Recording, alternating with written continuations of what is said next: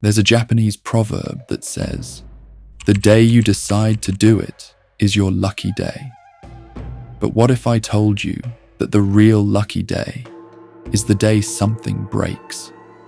What if the crack in your favorite mug, the scar on your hand, the wrinkles forming at the corners of your eyes, what if these aren't flaws at all? What if they're where the real beauty lives? This video is part of my series, Philosophy from Around the World. Today, we travel to Japan to uncover a philosophy that teaches us to stop chasing perfection and start falling in love with what's imperfect, impermanent, and incomplete. It's called Wabi-Sabi. And once you see the world through its eyes, nothing will ever look quite the same again. Welcome to a philosophy that finds poetry in rust, wisdom in decay, and meaning in everything we've been taught to throw away. Let's begin.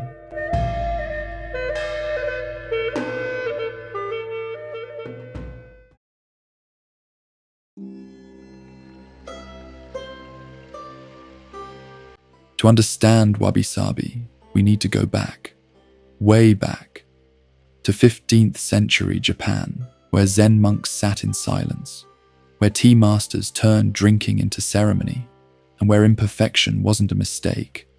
It was a doorway. The word itself is strange, almost untranslatable. Wabi originally meant loneliness, the solitude of living simply, away from society's noise. Sabi meant the beauty that comes with age, the patina on metal, the weathering of wood, the quietness of something worn by time. Put them together and you get something closer to the serene beauty of things imperfect, impermanent, and incomplete. But this wasn't just an aesthetic, it was a rebellion. In the 16th century, Japan was obsessed with perfection. Tea ceremonies featured ornate Chinese porcelain, flawless, expensive, imported treasures. The richer you were, the more perfect your tea bowl. But then came a man named Sen no Rikyū, the greatest tea master who ever lived, and he changed everything. One day, Rikyū walked into a tea ceremony, holding a bowl that made everyone gasp. Not in admiration, but in confusion. It was rough, uneven, handmade by a Korean peasant. It had bumps, asymmetry, cracks. It looked ordinary. And Rikyū said, "This is the most beautiful bowl I've ever seen." People thought he was mad, but Rikyū saw something they didn't. He saw honesty. He saw a human hand. He saw imperfection as a form of intimacy, a reminder that the person who made this bowl was real, not godlike. The bowl had character. It had a story. This moment became the heart of Wabi-Sabi. Rikyū stripped tea ceremony of its pretension and turned it into something sacred, an encounter with the now, the fleeting, the humble. Wabi-Sabi is rooted in 3 core truths from Zen Buddhism. 1. Nothing lasts. Mujo, impermanence. Life is like cherry blossoms. They bloom for a week, maybe 2, and then they fall. And that's precisely why they're beautiful. If cherry blossoms lasted forever, would we stop to stare? Would we write poems? Would we gather beneath the trees, knowing this moment will never come again? The Japanese have a word for this: mono no aware, the gentle sadness of things passing. It's not despair. It's a tender awareness that because things fade, they matter more. 2. Nothing is perfect. Kanso, simplicity and honesty. In Zen, there's a saying, the perfect pot must have a crack in it. Why? Because perfection is sterile. It's cold. It leaves no room for humanity. A crack, a dent, a wobble. These are signs of life lived. They're evidence of time, use, love. Think of your favorite old book, pages yellowed, spine creased, or your grandfather's watch, scratched and worn. These objects aren't beautiful despite their flaws. They're beautiful because of them. The imperfections are the story. 3. Nothing is finished. Fukanzen, incompleteness. Wabi-Sabi teaches that the universe is always becoming, never complete. A garden path that's slightly overgrown, a painting with empty space, a sentence that trails off. Incompleteness invites you in. It lets you participate. It says, this is alive, still growing, just like you. And then there's Kintsugi, the art of golden repair. When a tea bowl breaks, most people would throw it away. But in Japan, craftsmen gather the pieces and mend them with lacquer, mixed with gold, silver, or platinum. The cracks become veins of light. The bowl is more beautiful broken than it ever was whole. Why? Because Kintsugi says, your scars are not something to hide. They are part of your story. They are proof you survived. This is Wabi-Sabi in action. The break isn't the end, it's a transformation. The bowl has lived. It has a history now, and that history is honored, illuminated, made sacred. Here's where Wabi-Sabi becomes revolutionary. It stands in complete opposition to the Western ideal. The West says, build monuments, chase immortality, freeze youth, erase wrinkles, fix the crack, make it new. Wabi-Sabi whispers, let it age, let it weather, let it grow moss. In the West, rust is failure. In Wabi-Sabi, rust is a meditation. In the West, we're terrified of endings. In Wabi-Sabi, endings are where beauty deepens. The West builds skyscrapers of steel and glass, flawless, reflective, permanent. Japan builds temples of wood that rot, shrines that must be rebuilt every 20 years. And that rebuilding, that's the point. It's an act of devotion, a reminder that nothing lasts. And that's okay. Because if nothing lasts, then this moment, right now, is all we truly have. And maybe that's not a tragedy. Maybe that's a gift. Wabi-Sabi doesn't ask you to be perfect. It asks you to be present, to notice, to see the beauty not in what's polished and new, but in what's weathered, lived in, real. It's a philosophy that teaches you to look at a crack and see gold. And once you learn to see that way, the whole world cracks open.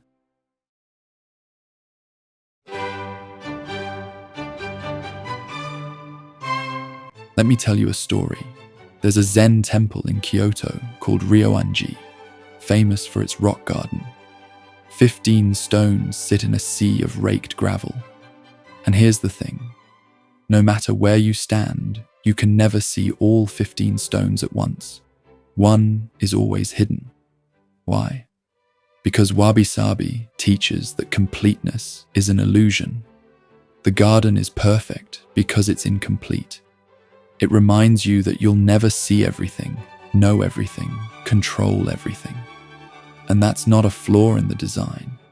That's the design. Life is like that garden. You're always missing something, and that's okay. Or consider the Japanese tea house, the chashitsu. It's tiny, simple, made of unpainted wood and woven straw. The doorway is so low you have to bow to enter. Rich and poor, samurai and peasant, all humbled at the threshold. Inside, the light is soft. The walls are bare. There might be a single scroll, a small flower arrangement, nothing more. Sen no Rikyū designed these spaces intentionally. He wanted to strip away distraction, status, ego. In the tea house, you're not there to impress anyone. You're there to notice. The way steam rises from tea, the sound of water boiling, the crack in the bowl catching light. Rikyū once said, "The tea ceremony is nothing more than boiling water, making tea and drinking it." But in that simplicity, everything. There's a Japanese legend about the moon.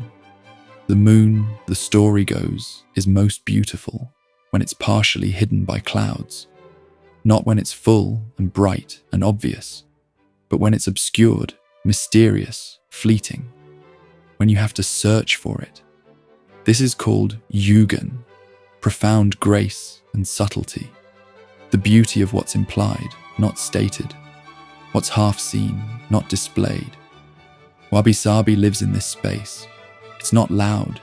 It doesn't announce itself. It whispers. It hides in the margins.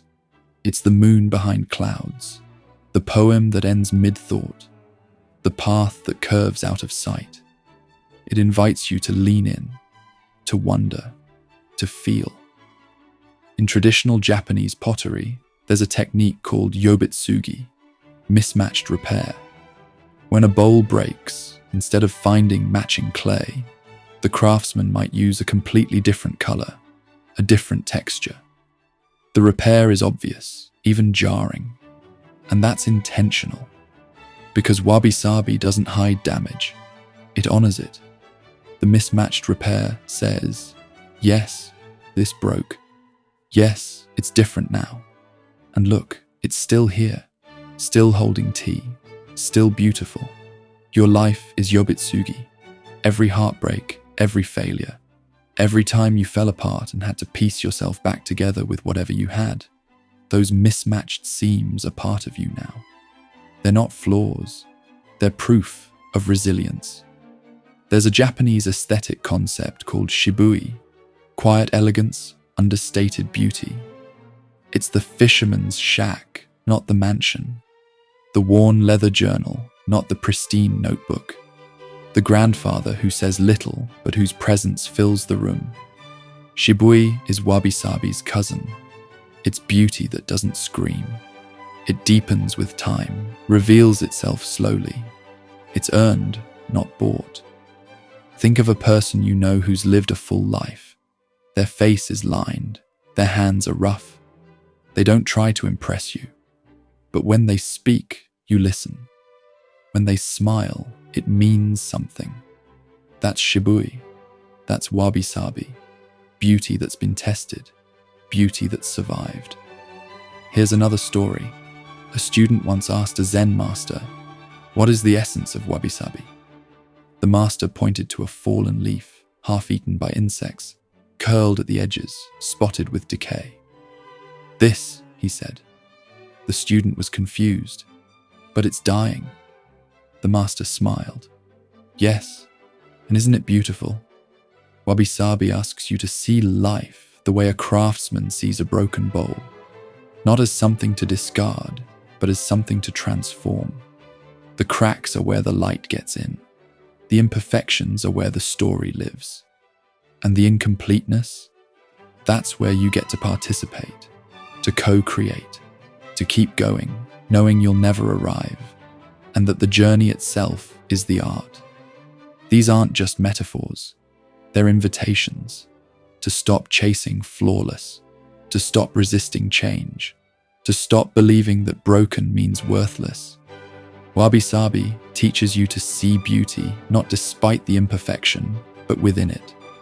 And once you see it, you can't unsee it. The world becomes softer, kinder, more alive.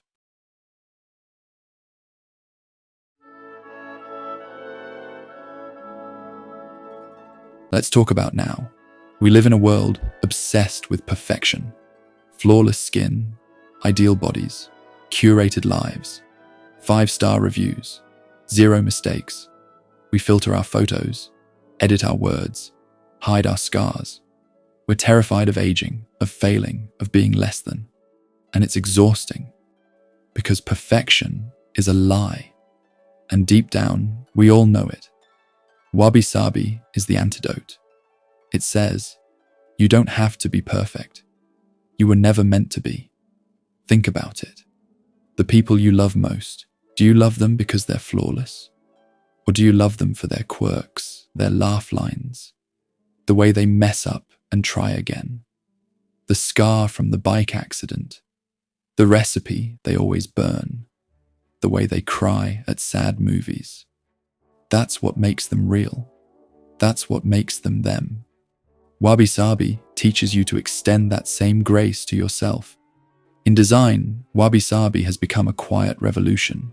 Minimalism, natural materials, handmade objects, spaces that breathe.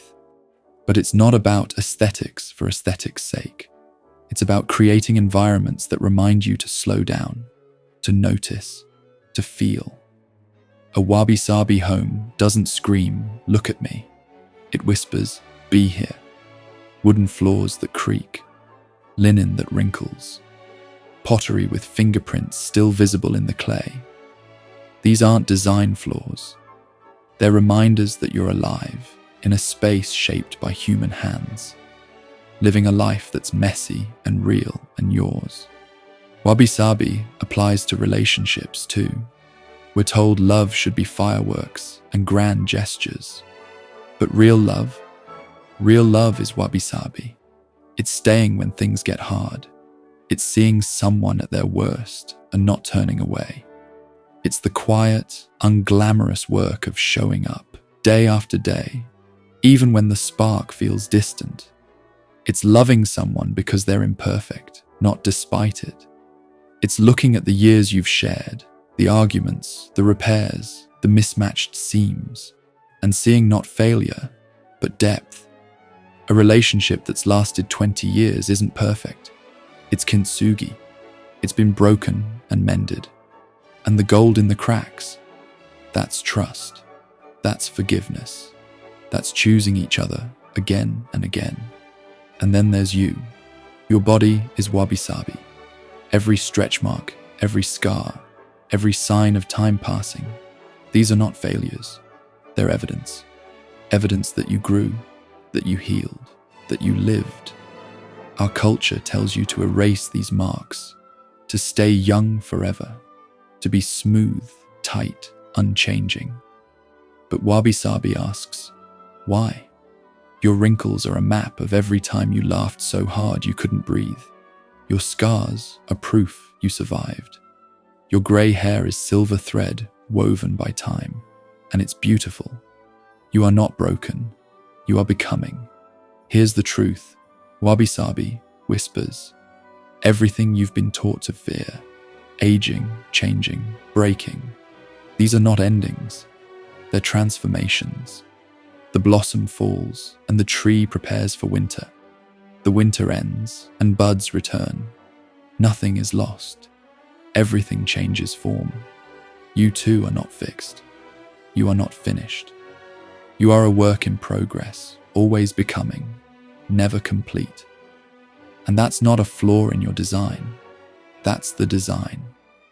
So what does it mean to live a Wabi-Sabi life? It means letting go of the fantasy of permanence. It means finding beauty in the fleeting, the sunset that lasts 10 minutes, the conversation you'll never have again, the person who won't be here forever. It means seeing imperfection not as something to fix, but as something to honor. It means understanding that you don't have to be polished, perfected, or complete to be worthy. You are already enough, right now, exactly as you are, cracked, weathered, incomplete, alive.